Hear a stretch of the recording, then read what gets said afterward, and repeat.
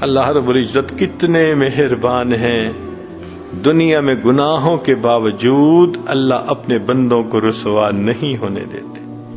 کتنے لوگ ہیں گھر سے نکلتے ہیں، کپڑے اتار کر گناہ کرتے ہیں، اللہ ان کے جسم پر کپڑے بھی لوٹا دیتے ہیں، اللہ ان کو گھر بھی واپس پہنچا دیتے ہیں، اور اللہ گھر کے لوگوں کو ان کے گناہوں کی ہوا بھی نہیں لگنے دیتے۔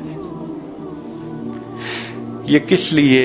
اے میرے بندے، تو مجھے بہت پیارا لگتا ہے۔ پھر اس سے آگے کی بات سن لیجئے کہ قیامت کے دن اللہ تعالی جنتیوں کو شفاعت کی اجازت دیں گے، شہداء کریں گے، علماء کریں گے، حفاظ کریں گے، اولیاء کریں گے، اور ان کی شفاعت پر اللہ تعالی گناہوں کو معاف فرما دیں گے۔ چنانچہ امام غزالی رحمت اللہ علیہ نے یہ بات نقل کی ہے کہ ایک وقت آئے گا کہ سب شفاعت کر لیں گے، ایک بندے کی شفاعت کرنے والا کوئی جنتی بھی نہیں ہوگا۔ اس جہنم کی آنکھ کا بال اللہ سے فریاد کرے گا، اے میرے اللہ، یہ تیرا بندہ ایک مرتبہ تیری محبت میں رویا تھا، تیرے خوف سے رویا تھا، اتنا چھوٹا سا آنسو اس کی آنکھ سے نکلا تھا کہ میں تر ہو گیا تھا، میں بال گواہی دیتا ہوں یہ تجھ سے محبت کرنے والا بندہ ہے۔ اللہ جبریل علیہ السلام کو فرمائیں گے، اس بال کی گواہی کا اعلان کر دو، ہم نے اس کو قبول کر کے بندے کو جہنم سے نکال کے جنت عطا فرما۔ یہ کس لیے؟ اے میرے بندے، تو مجھے بہت پیارا لگتا ہے۔ پھر اللہ نے ہم پر ایک اور مہربانی فرما دی کہ نبی علیہ الصلوۃ والسلام امت کے اوپر بالمؤمنین رؤوف الرحیم۔ ایک تو اللہ تعالی نے فرما دیا کہ ان اللہ بالناس لرؤوف الرحیم، اور ایک اور معاملہ کہ نبی علیہ السلام کے بارے میں فرما دیا بالمؤمنین رؤوف الرحیم۔ اب ہمارا دو کریموں سے واسطہ ہے، قیامت کے دن نبی علیہ السلام امت کی شفاعت فرمائیں گے۔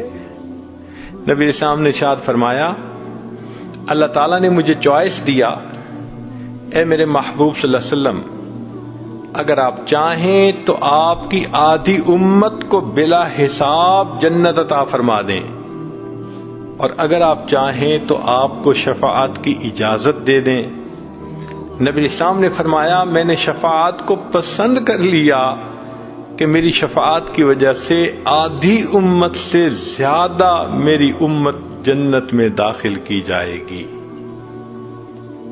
اللہ اکبر کبیرہ۔ نبی علیہ السلام نے فرمایا، ہر نبی علیہ السلام کو اللہ نے ایک ایسی دعا مانگنے کی اختیار دیا کہ جیسی دعا مانگیں گے ویسی قبول ہو جائے گی۔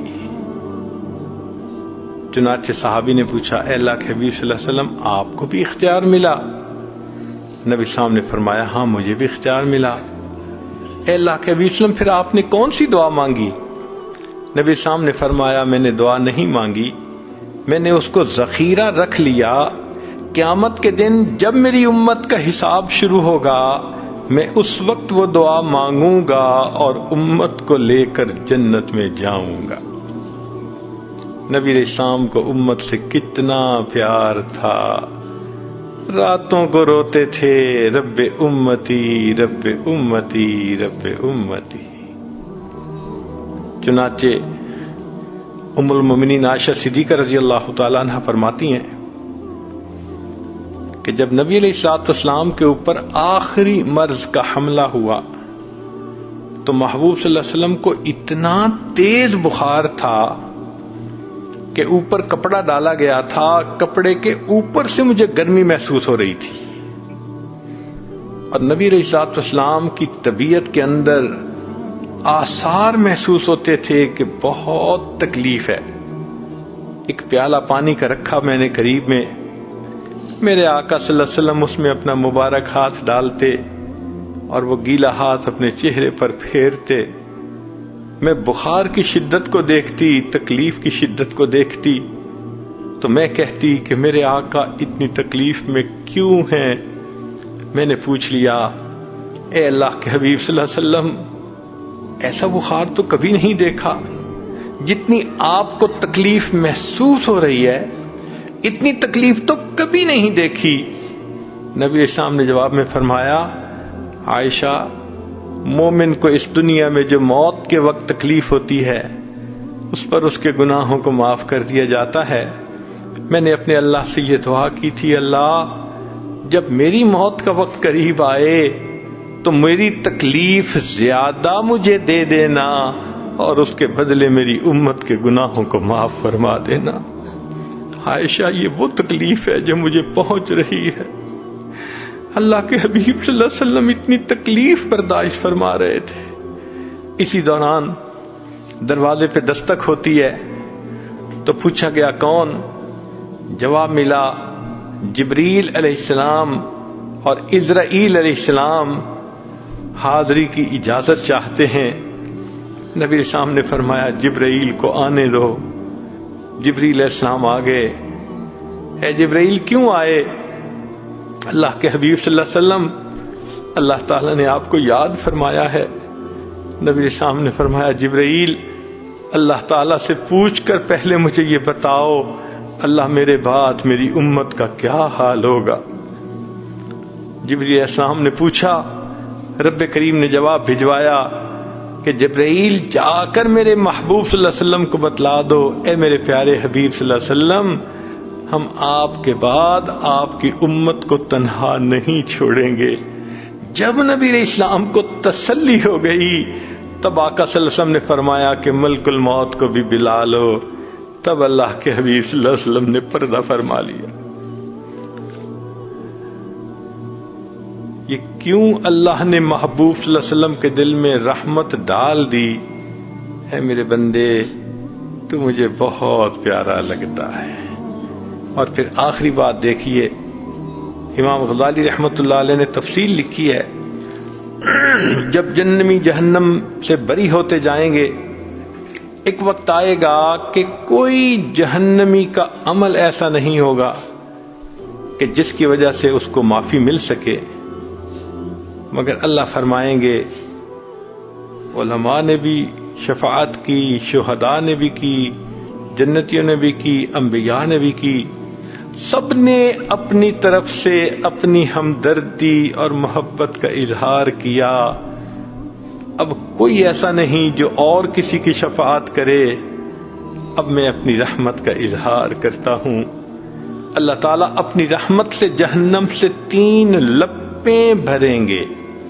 لپ کہتے ہیں کہ اگر گندم کے دانے پڑے ہوں اور آپ دونوں ہتھیلیوں سے اس کو بھر لیں تو 1000 دانے آ جائیں گے۔ تو اگر ہماری چھوٹی سی ہتھیلی پر 1000 دانے آتے ہیں تو اللہ رب العزت کی لپ کتنی بڑی ہوگی، کتنے لوگ اس میں سے نکلیں گے؟ فرمایا خربوں لوگ نکلیں گے۔ ایک مرتبہ لب بھریں گے، دوسری مرتبہ بھریں گے، تیسری بھریں گے، اور ان سب کو باہر نکال دیا جائے گا، اور پھر ان کو کہا جائے گا کہ اس تالاب میں غسل کر لو۔ وہ غسل کریں گے، ان کے جلے ہوئے بدن ٹھیک ہو جائیں گے، پھر اللہ تعالیٰ ان کے لیے جنت میں جانے کا فیصلہ کر دیں گے، مگر ان کے ماتھے پر اتقاء الرحمن، رحمان کے آزاد کردہ بندے، یہ لکھا جائے گا۔ یہ لوگ جنت میں جائیں گے، رہیں گے، تو جنتی ان کے ساتھ مذاق کیا کریں گے، ہم تو ڈائریکٹ جنت آ گئے اللہ کی رحمت سے، اور تمہارے اوپر تو مہر لگی، تم وایا جہنم آئے ہو۔ تو ایک ایسا وقت آئے گا کہ یہ اتقاء الرحمن اللہ رب العزت سے مل کر دعا کریں گے کہ اللہ، جب آپ نے جنت میں بھیج ہی دیا، یہ مہر بھی تو اتار دیجیے تاکہ کوئی ہمیں تانا نہ دے سکے۔ اللہ رب العزت ان کے ماتھوں سے اس مہر کو ختم کر دیں گے اور ان کو بھی جنت میں رہنے کی توفیق دے دیں گے۔ امام غزالی رحمت اللہ علیہ یہ حدیث مبارکہ نقل کرنے کے بعد لکھتے ہیں کہ مجھے اپنے عملوں سے یہ بھروسہ تو نہیں کہ میں سیدھا جنت چلا جاؤں گا، ہاں میں اتنی تمنا ضرور کرتا ہوں اللہ مجھے قیامت کے دن اتقاء الرحمن میں شامل فرما لینا۔ اس یہاں سے کبھی ہم نے کنارہ نہ کیا، پر تو نے دل آزردہ ہمارا نہ کیا، ہم نے تو جہنم کی بہت کی تدبیر، لیکن تیری رحمت نے گوارا نہ کیا۔ میرے مالک آپ کتنے مہربان ہیں، ہم بھاگ بھاگ کے گناہ کرتے ہیں، دوڑ دوڑ کے گناہ کرتے ہیں، اللہ آپ ہمیں گھیر گھیر کے مسجد پہنچا دیتے ہیں، مدرسہ پہنچا دیتے ہیں، نیک علماء صلحاء کی مجلس میں پہنچا دیتے ہیں تاکہ ہم کوئی نیکی کی بات سن کر نیکی پر عمل کرنے والے بن جائیں۔ میرے مولا آج ہم گناہ کر کر کے تھک گئے ہیں، ہم آپ کے ساتھ صلح کرنا چاہتے ہیں، ہم آپ کے سامنے سر جھکا دیتے ہیں۔ اے مولا ہماری توبہ کو قبول کر لیجئے، ہمیں اپنے مقبول بندوں بندیوں میں شامل فرما لیجئے۔ اے کریم آقا جو مانگا عطا فرما، جو مانگنا چاہیے تھا نہیں مانگ سکے وہ بھی عطا فرما۔ صلی اللہ تعالی علی حبیبہ سیدنا محمد وآلہ واصحابہ اجمعین برحمتک یا ارحم الراحمین۔